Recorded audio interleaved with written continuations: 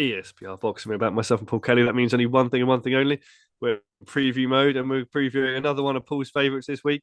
And for those of you who don't know, Paul supports about 10 football teams and he supports about 100 fighters. And one of his favourite fighters. Before we get into that, we're talking about, guys, please like and subscribe to the channel. Obviously, leave comments under, engage with the content, provide feedback, whatever, to help us improve and how we're going to do it. And obviously, we're trying to get all your boxing needs under. Help us do that if you like and subscribe and engage and inform us on what you'd like to see. But Paul, as mentioned, we're in world title action. We're in WBC world featherweight title action, Paul, in a rematch. Your man, Brandon Figueroa. Obviously, the first fight ended Fulton won back at MD back in 2021. But the question I'm going to ask you, because I've heard you say purple, and I'm going to see whether you're going to repeat that, whether you're going to double down, or maybe you're going to stick, or you're going to twist, Paul. And that is Brandon Figueroa, in your mind, the best featherweight in the world currently? Yeah, thanks, mate. Looking forward to this fight. Yes, he is. He's the best. He's the best featherweight in the world. Um, I believe that. I've said that for the since he's moved up to featherweight. Really. I'm a big fan of Brandon Figueroa. Stephen Fulton's obviously a very accomplished fighter as well, and it's a real threat at featherweight now, moving up there. I think Brandon Figueroa is the best. You can obviously throw, you look at Nick Ball still there. You look at that Rupisi Ramirez and Espinoza fight, and you think that Espinoza is definitely in the conversation as well as being the best featherweight in the world. I think it's a toss up between those three. You can make a case for both, particularly Figueroa and Espinoza. I think they're the best two. Maybe got the likes of Nick Ball, Angelo Leo, just behind that.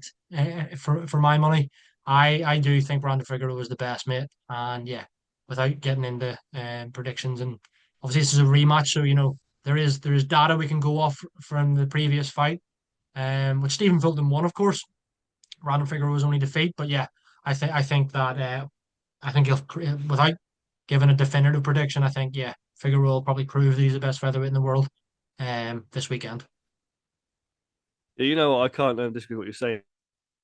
Is Espinoza and Figueroa's top two in the division. I was actually going to lean maybe slightly towards Espinoza, but that could be recency bias, having seen what we've seen recently. But I'm not going to argue yourself turn around and say, do you think Brandon Figueroa is better? I also agree with you that Angelo Leo and Nick Ball are slightly below that. Nice for you to put in Nick Ball, another one of your favourites. I know another one. But I also agree with you. I think those sort of four, but I think there's two, Figueroa and Espinoza do stand slightly above, to be honest with you. But let's take a bit. You mentioned there's obviously data to download from the first fight, and obviously that first fight again took place back in 2021. As you mentioned, is on the card 116, 112, and two scorecards 140, 114. Since then, obviously, Stephen Fulton's gone. He's fought stopped by Inoue, but a decent win last time out against Castro. I suppose the question we're going to ask, though, really, Paul, is who do you think has won the most, or has learnt the most, sort of since then? I suppose you look at obviously Figueroa also thought Castro stopped him, thought Magdaleno last time out stopped. Who do you think will take the most from the first fight, but also who's learnt the most subsequently? Yeah, I mean, I think Fulton won majority decision. He was up on two of the cards, the other had it a draw, so I think he definitely won the fight.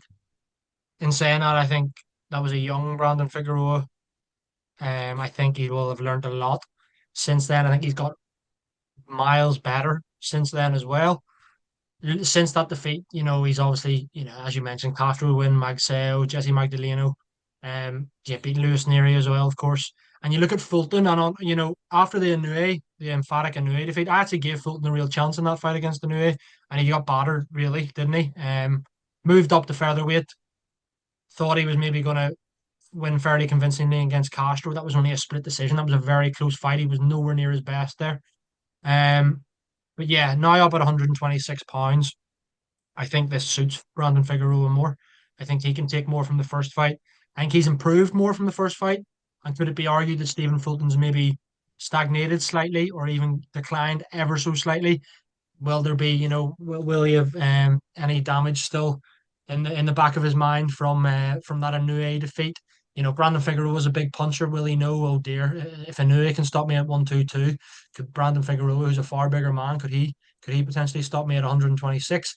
I think all of these questions will be answered on the night. It's an intriguing rematch, but I do believe Brandon Figueroa can learn more from the first fight. It has probably come on more from that first fight in the 3.5, however many years since their first fight. Yeah, I actually totally agree with you, Paul. I think during the fight 23, 24. I think, you can look at that. You look at the fight subsequent, like you say, big puncher as well. I think in a way he'll maybe learn more from the fight. I think he'll probably learn more from your losses and do your victories.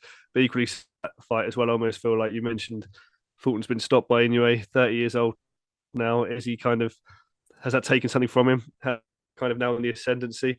At 28, is he the kind of the stronger man? Like you say, carries power. Fulton doesn't carry the same power.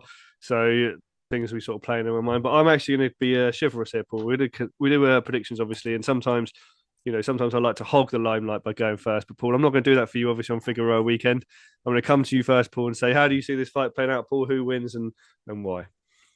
Yeah, I mean, I think it's a really good fight. I think Stephen Fulton deserved to win the first fight, but he's not winning the second fight. Brandon Figueroa wins this for me. I actually think he'll stop Stephen Fulton this time. I think he'll put it to bed completely. There won't be a need for a trilogy. I think Brandon Figueroa wins this fight stoppage. He's a massive puncher.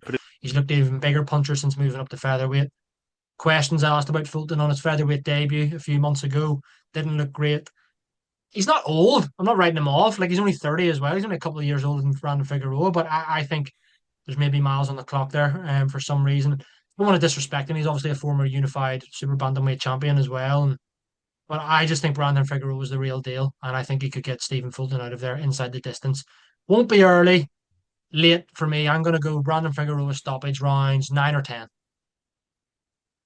But I'm not gonna run in your parade here. Actually, I'm gonna go Brandon Figueroa as well. I think the real deal. I really do. I think look at the guys he stopped recently, decent fighters. Even that sort of victory over Neary. I mean, that was a chilling victory, like KO victory over Neary as well. Even though it was down at super bantam, but I look at the guys he stopped. He's been doing very good operators, like top world level operators, and stopped them. And I feel like Stephen Fulton, for me, I wouldn't be surprised if it went points. I wouldn't, obviously, but I actually, before you mentioned it, I had a sneak inkling myself that a stoppage may be on the cards here in the sort of rematch. I genuinely feel like Fran Figueroa could sort of use this again as a further sort of step out, and do and really make a sort of statement here in stopping Stephen Fulton. And I actually am going to go slightly earlier than you, Paul. I know you've gone like 10-12. I'm actually going to go 6-10. I'm going to go slightly maybe 6-9, somewhere in that range. I really feel like he's gonna stop him. And like you say, Fulton's not an old man, so he's 30 years old. Oh, he's gone. He's washed his past. Not that a case at all, but it is like you say, the miles on the clock. It's not lost to Inoue. All those sort of things I think will kind of play here, and I feel like the momentum and the sort of build going into this fight for Figueroa has been superb and kind of what he needs. I think revenge is on the cards rather than repeat. But guys, let us know in the comments whether you agree or disagree with us.